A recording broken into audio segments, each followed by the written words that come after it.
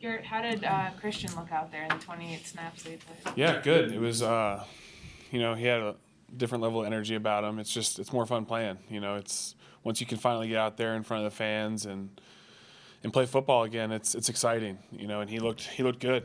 It was good. Him and Rashad both looked good in there. I think they probably split reps, or I think Rashad probably had 10 or 15 more than him. But he had good energy. He was pretty dialed in. So it's good to see.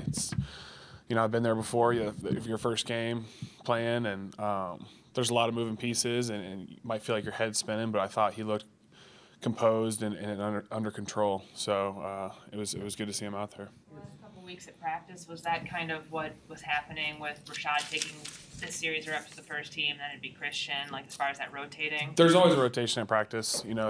Not one person takes every single rep, because you never know if someone needs a shoelace or something. So everyone's always rotating in there, getting different reps. So it wasn't like that was foreshadowing. We didn't. It was just that's what the coaches went with, and I thought both of them played really well.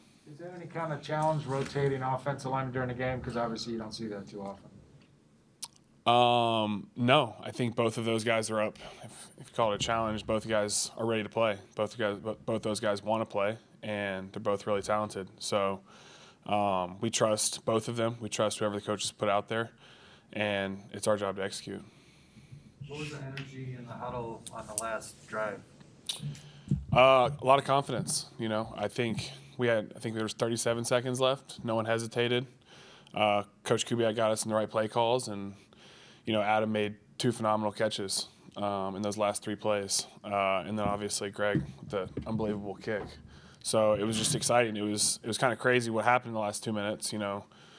Looking back, you don't want to be in that position. You don't want to put yourself in that position. There's things that we can do differently to change that. But with the hands that were dealt, I think that's the positive. That was the biggest positive. You got to find a way to win. And I think in all 5 weeks this year, they've been close games. And whether it comes down to the last second kick or whatever, finding a way to win was huge. It's huge for confidence moving forward. And like everyone says, that's why we're here, to win games. And so we were 1-0 this past week. And so we got to take that same mentality and find a way to win this week.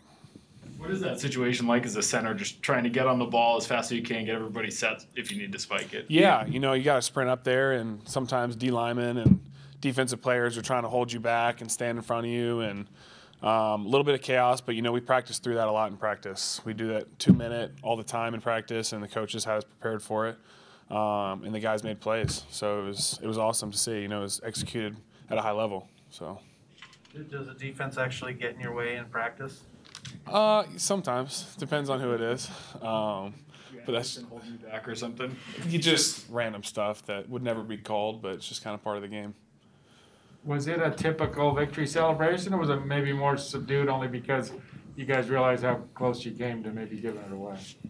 It was a victory. It was a win, and Greg made an unbelievable kick, and it was celebrated. It was fun to rush the field and storm him and lift him up, because I think he had a 55-yarder in the game and a 54-yarder. Those are big-time kicks, and it was awesome to win it. That was the feeling. It was huge. Were you one of the guys? That lifted him up? I was in there. I don't know. There was a whole lot of us in there, but it was awesome to see. Was it spontaneous? I don't know. It just kind of happens when you're celebrating. I don't know. Can't really plan it, but that was a huge kick, huge play by him. Garrett, you mentioned the weird, final 2 minutes, kind of the up and down. Yeah. Obviously, I think it's probably safe to say nobody expected to have to, have a 37-second drive to score at the end. How do you kind of mentally, just keep yourself ready for anything and not just sort of settling or taking a breath? Just trying to have a short memory. I think we could have done a better job in the 4-minute running the ball, trying to get a first down, just to put it away. That's kind of the first thing. And then we didn't do that, and they took advantage of the opportunity, and we had 37 seconds to do the same. And so it was just there was a lot of confidence in the huddle. Kirk did an unbelievable job. Gave him enough time to get the ball out and make plays. So it was executed at a high level, and it was a lot of fun, to be honest. Garrett, how do you feel about going back to Charlotte? this Sunday? Yeah, it's gonna be awesome. First time back. Gonna have a lot of friends and family there, so it'll be a lot of fun. Play in front of them. You know, I think a lot of them grew up Panthers fans, but I think there'll be a lot of people in purple cheering for us this Sunday, which will be fun. You grew up a big Panthers fan? Grew up in Charlotte, so you cheer for them. When they're winning, you cheer a little bit more, but all my friends are big Panthers fans. But like I said, I think a lot of them will be in purple this Sunday, which will be fun. Did you ever watch the Panthers as a kid, thinking, "God, I'd love to be out in that stadium playing"? I mean, NFL? it's the dream, and it's pretty surreal to this day. I mean, you're still pinching yourself. It's the best job in the world for me, and it's going to be cool. I played in that stadium my junior year of college, and it was pretty surreal, but it was a college game, and so this will be a lot of fun. And a final thing on that subject, do you have any idea maybe how many tickets you'll be leaving? We'll figure that out by Wednesday, but I think we're still counting them up, but it'll be fun.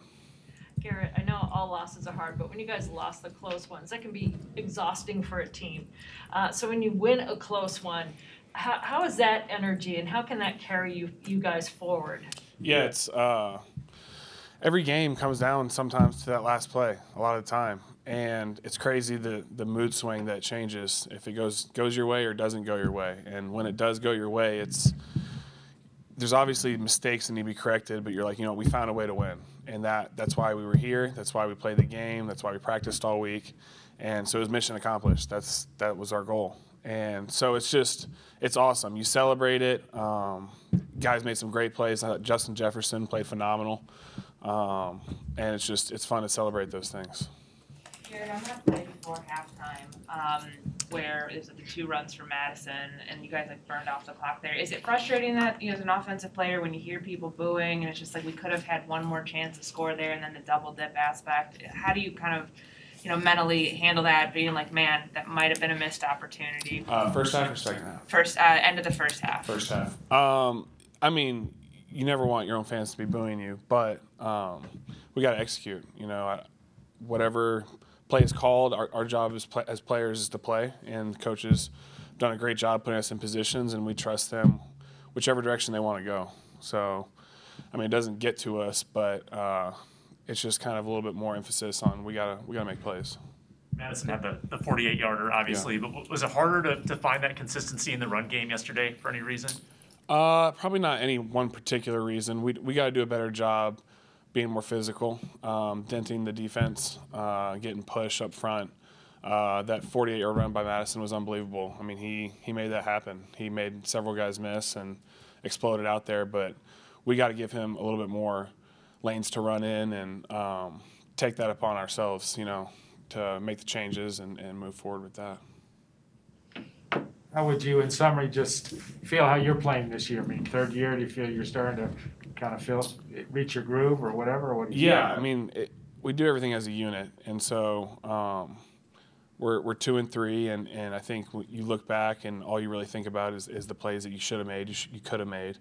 But I think we're taking good strides. I think we got to continue to keep Kirk upright in the pocket, keep a clean jersey, and run the ball because time and time again, when we are executing at a high level, I mean, whether it's running, passing, screen game, we can do a lot of different things. And so we just got to keep moving forward, keep correcting the mistakes, and winning ball games.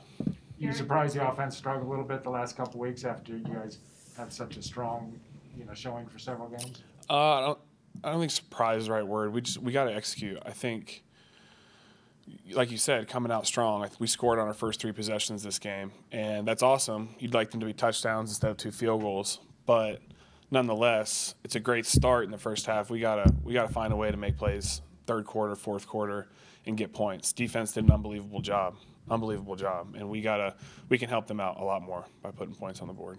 Garrett, everyone's talking about Kirk and Mike Zimmer at the end, where it looked like he was saying, you like that, and kind of, celebrated.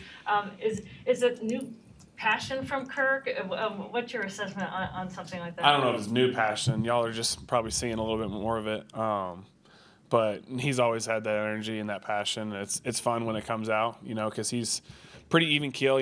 Highs don't get too high, lows don't get too low.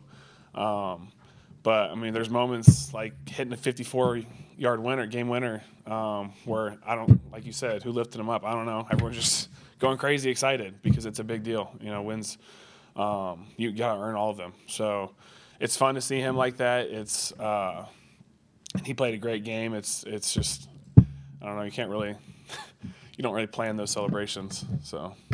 The offensive players yesterday were saying that you guys obviously practice those 2-minute situations like all the time in practice. The 33-yard game-winning drive, that was the latest the game-winning drive has started this season of any team.